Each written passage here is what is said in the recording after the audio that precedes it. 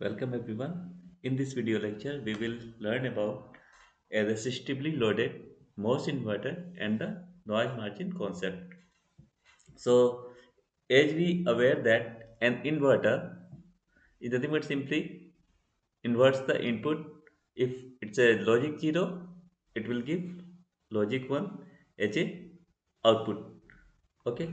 For example, I am just drawing the simple logic inverter truth table for this. So if we are giving a logic 0 input, output will be 1.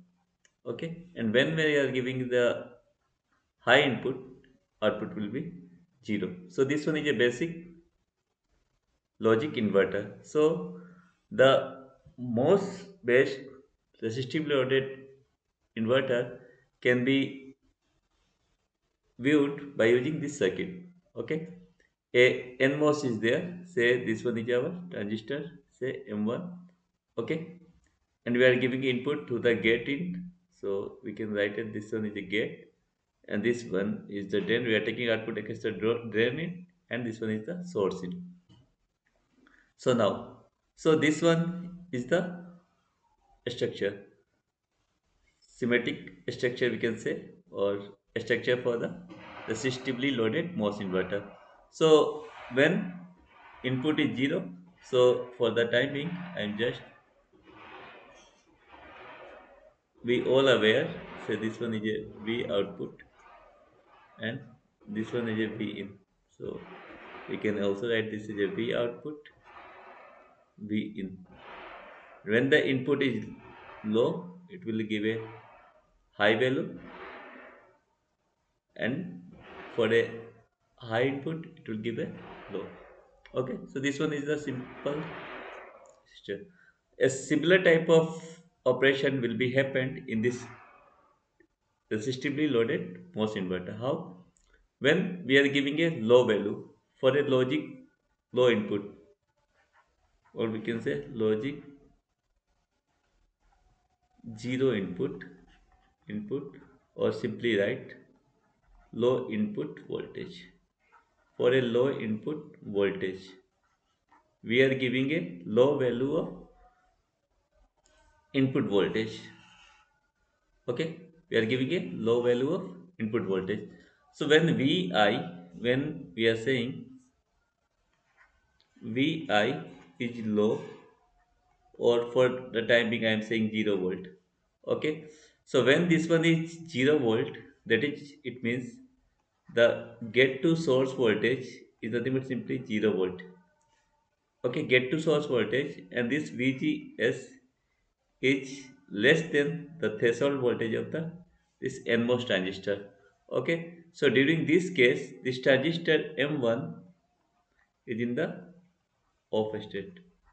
Okay, so when the transistor is in off state, during this time, when get to source voltage 0, when giving the input voltage, that is our VGS, or we can say this VGS is nothing but simply VI is equals to low value or 0 volt.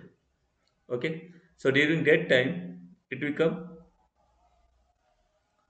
off. Okay, and the circuit will look this one, say VDD. Okay, and this one is somehow we are taking the output value. Okay, and this one is nothing but simply we can say for a low input. Okay, this should be open circuited. Okay, basically if we think about a switch, we can observe that, better to remove this one,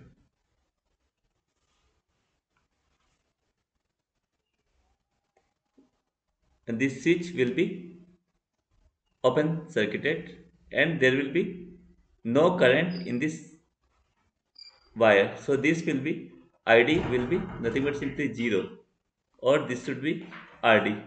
Okay, so the current will be 0. So if the current will be 0, it means if this one is vd is 5 volt, output voltage will be also 5 volt. When both are high, okay, so there will be zero voltage, because this id we can write as vdd minus v output by rd. So we have to make this one to zero. So vdd is some 5 volt. So what should be the output voltage? Output voltage will be also 5 volt.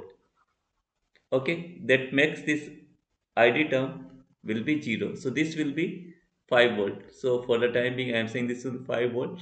So during that time this m1 transistor is nothing but simply off. Okay, up to this point. Clear? voh, thus this way transition phase, and this one is the linear, when the transistor is in linear region. So in this case, in between this one, m1 is in saturation region. I am writing saturation region, and during this phase this m1 is in the linear region. Okay, so when for the cutoff, this one for the cutoff condition. Now for the, when we are saying, when vi is high,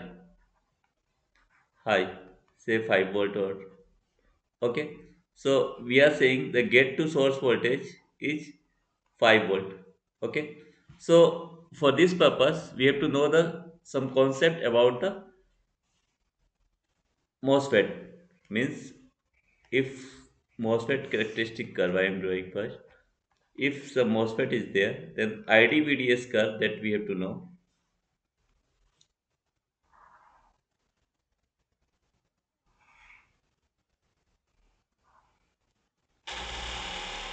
So this point is nothing but simply VGS minus VT. Okay, and for this purpose, for this region, this should be in saturation, and in this case, it should be in linear region.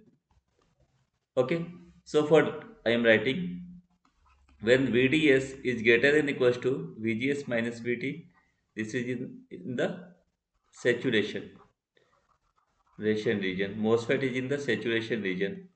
Okay, when the VDS is less than equals to VGS minus VT, the device, that is our M1 transistor, is in the linear region. So when we are saying, when the input is high enough, that is our VGS is 5 volt. So when VGS is 5 volt, so this VD, that is our V output, okay, will be greater than equals to V in minus VT for the saturation case, for saturation case. Okay, and V output is when less than equals to V in minus VT is the linear case. In both the condition we are Vs is common, so we can remove. Okay, once again I will show you. This can be written as Vd minus Vs greater than equals to Vg minus Vs minus Vt. So this should be cancelled out. So that's why I am writing V output is greater than equals to V in minus Vt for the saturation. Okay, and another one for the linear region. Okay, this one for the saturation. Okay, and this one for the linear. Okay, so this behavior we have to know for the saturation and linear.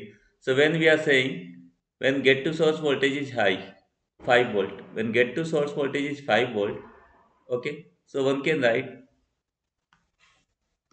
this will be in the linear region. So we can write this as a V in will be greater than V output, V output plus Vt. Okay, so if this one is 5 volt, so V output plus Vt. So this will be much higher. Okay, so this, for a very high voltage it will be high, and the output voltage will be lower down. Okay, so how? In this case there is a formation of channel. Simply we can say formation of channel, and this switch, the switch of the MOSFET is more or less is connected due to the high value of input V output, and say this one is a VDD and RD, and this would be V output. So V output will be 0 volt because this one is connected to ground. So this voltage will be lower.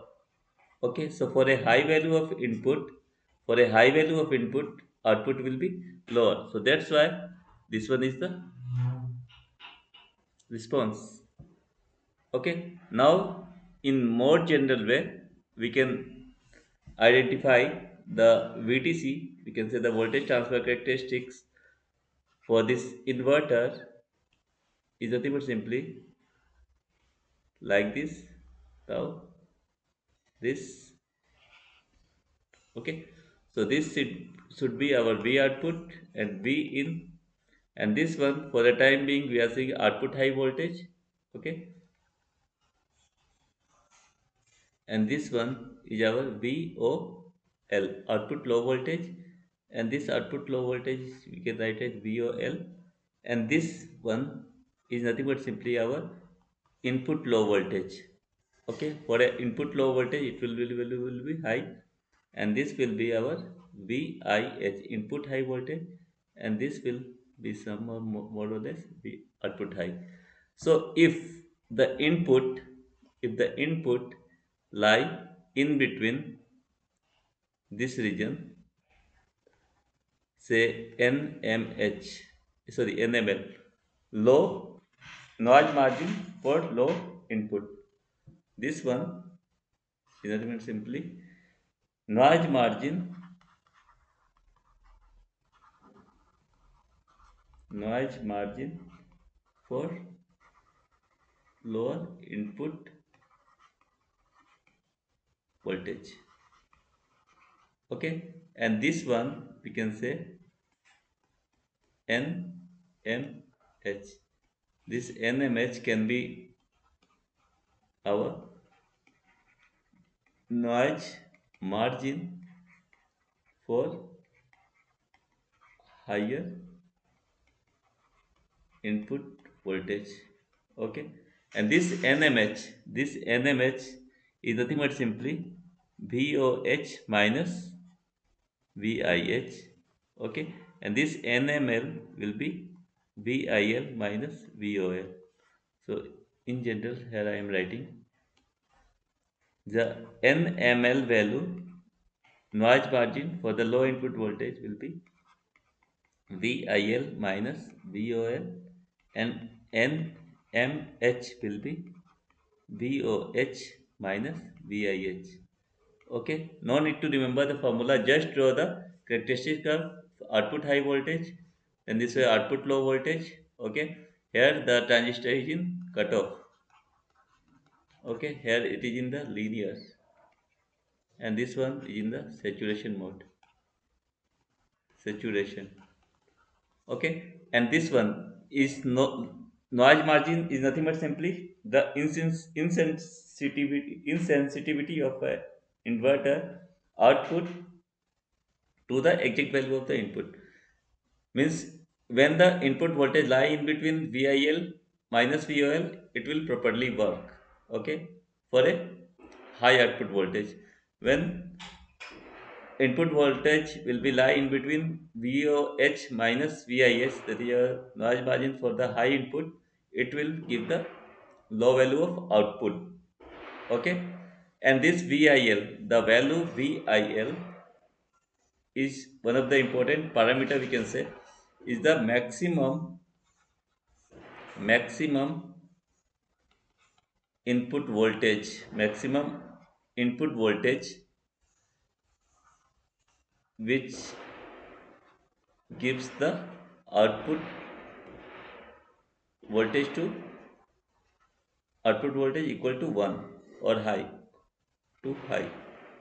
And other important parameter VIH is the minimum input voltage that gives the lower lower output voltage. Okay, so when we can say,